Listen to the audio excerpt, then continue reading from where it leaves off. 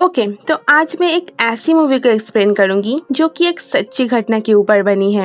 Everest में 1996 में जो घटना घटी थी सभी सच्ची घटना के ऊपर 2015 में एवरेस्ट मूवी आई थी। इसका डायरेक्टर है बाल्तेसर कोर्माकुर और IMDb में मिला है 7.1 आउट ऑफ 10। तो 1953 में एडमंड और नॉर्गे ये दोनों पहली बार एवरेस्ट में जाने में सफल हुए थे। फिर 40 सालों के दौरान बस कुछ ही लोग ने कोशिश की। फिर 1992 में न्यूजीलैंड में रहने वाला रॉब हॉल जो कि एक एवरेस्ट में जाने का कमर्शियल गाइड था, उसने अगले 4 सालों में 19 लोगों को बिना कोई हादसे के शिकार हुए एवरेस्ट में ले गया था। फिर रॉब 1996 में फिर से एक टीम के साथ एवरेस्ट में गए थे और आज हम इसी घटना को जानेंगे कि क्या क्या हुआ था उनके साथ। तो चलिए मूवी को शुरू करते हैं।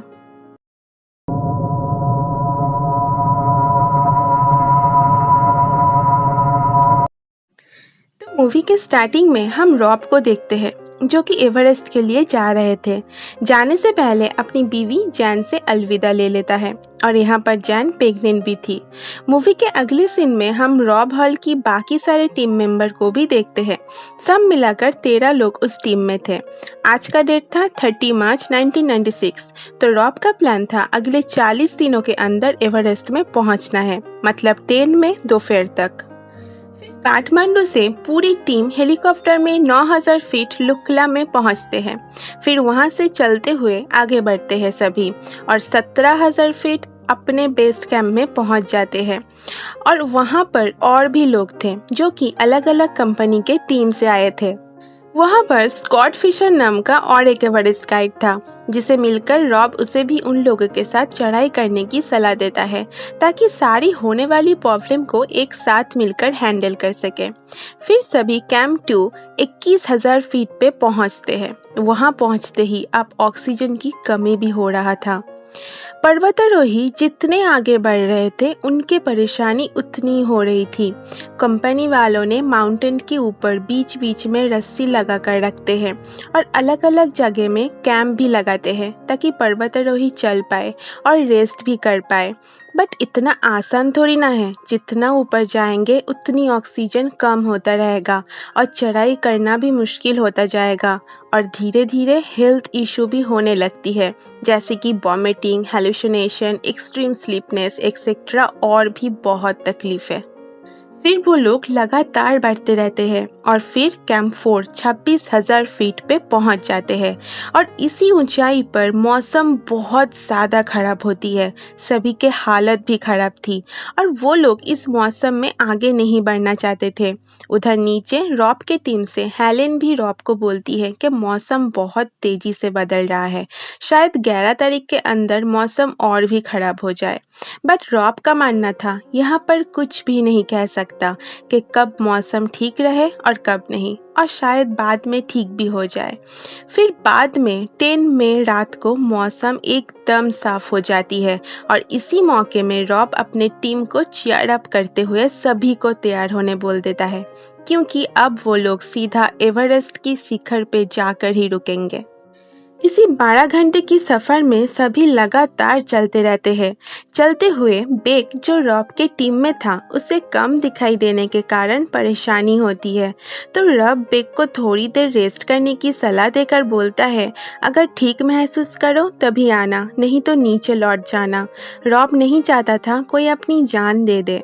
फिर रास्ते में ऑक्सीजन टैंक खत्म होने के कारण और 3 लोग वापस चले जाते हैं।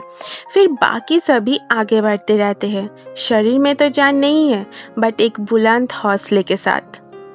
फाइनली आप सारे एवरेस्ट के शिखर में पहुंच जाते हैं। सभी बहुत खुश थे। उन सब में यसुको नाम्बा नाम की एक औरत थी जो 7 में से 6 शिखरों में पहले भी चढ़ी थी और ये इसका फाइनली 7 शिखर भी कंप्लीट हो जाता है। स्कॉट भी पहुंच चुका था बट उसकी तबीयत खराब थी, बट पहुंचने की खुशी से ज़्यादा नहीं। रॉब फिर नीचे कैंप में फ़ोन कर हेलेन को भी ये गुड न्यूज़ दे देता है। फिर सभी नीचे चढ़ने लगते हैं क्योंकि अब वापस भी जाना है सही सलामत। नीचे आते हुए रॉब के ही एक साथी डॉग को देखते हैं जो कि लेट हो गया था धीरे धीरे चलने के कारण। रॉब फिर उसे बोलता है तुम अगले साल कोशिश कर लेना, अभी नीचे चलो। बट डॉग पहुंचना चाहता था, अपने लिए नहीं अपने बच्चों के लिए, ताकि उसे देखकर बच्चे भी कुछ अच्छा काम करें। रॉब दिल का अच्छा था, इसीलिए कम ऑक्सीजन होते हुए भी डॉग को ऊपर ले जाता है और बाकी सब नीचे की तरफ जाने लगते हैं। डॉग के साथ रॉब ऊपर जाने के बाद नीचे आते समय फंस जाता है क्योंकि डॉग बहुत कमज़ोर और बेहोश हो जा रहा था और रॉब उसे हालत में उसको छोड़कर नहीं आ सकता था।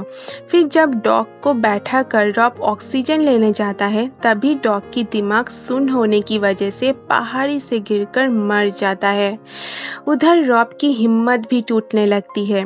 उसकी मदद के लिए एनी हार्लॉट हैरिस नाम का एक आदमी आता है जो कि एक टीम मेंबर था। उसके पास हाफ ऑक्सीजन बचा हुआ था और बहुत तेज तूफान की वजह से वो लोग वहीं फंस जाते हैं। फिर हैरिस को हाइपोथर्मिया की वजह से बहुत गर्मी लगने लगती है, इतने ठंड में भी। उसी चक्कर में वो भी नीचे गिर के मर जाता है। नीचे कैंप से हेलेन भी बहुत कोशिश करती है हेल्प भेजने के लिए, बट इतना भयंकर तूफान आया था कि कोई पहुंच नहीं पाया उनके पास। रॉब भी पूरी तरह से बर्फ में जम चुका था। उसकी आखिरी वक्त पर हेलेन सैटेलाइट फ़ोन की मदद से जैन के साथ रॉब से बात करवाती है। जैन बहुत हिम्मत देती है बट वो भी समझ चुकी थी अब शायद कुछ नहीं हो सकता। रॉब अपनी होने वाली बेटी का नाम सैरा रखता है और जैन को भी आखिरी गुड बाय कह देता है। उधर नीचे आते हुए तूफान में बहुत लोग फंस गए थे। रॉब के टीम में से यसुको नाम्बा भी मर चुकी थी और उधर स्कॉट भी नहीं बच पाया। फिर बेक को देखते हैं जो रुक गया था पहले, वो पूरी तरह जम चुका था। बट फिर उसकी बीवी और बच्चों का फ्लैशबैक आता है और धीरे धीरे बहुत मुश्किल से उठकर चलकर कैंप में आता है। उसकी हालत बहुत बुरी थी। बैक की बीवी ये जानकर उसको लेने के लिए फौरन हेलीकॉप्टर भेज देती है क्योंकि अब वो बैक को खोना नहीं चाहती थी। और उधर रॉब मर चुका था। उसका शरीर वही एवरेस्ट में बाकी मरे हुए लोगों के साथ बर्फ में ही रह जाता है। फिर मूवी के लास्ट सीन में हम रियल कुछ तस्वीर को देखते हैं। Scott Fisher, Andy Harold Harris, Doug Hansen, Yasuko Namba, Beck जो अभी भी अपने बीवी और बच्चों के साथ थे और उसको अपनी नाक और दोनों हाथ खोना पड़ा। फिर कुछ महीनों बाद जैन की एक बेटी हुई जिसका नाम जैन सारा ही रखती है, सारा जो अब बड़ी भी हो चुकी है। और बस मूवी यहीं पर ही ख़त्म हो जाती है। क्या आप लोगों ने ये मूवी देखी है? अगर नहीं देखी तो जाओ जल्दी देखो, बहुत अच्छी है और नेटफ्लिक्स में अवेलेबल है। सो दोस्तों आज के लिए बस इतना ही, फिर मिलेंगे कोई और एक्सप्लेनेशन के साथ। तब तक के लिए सभी अपना ख्याल रखना। Bye bye.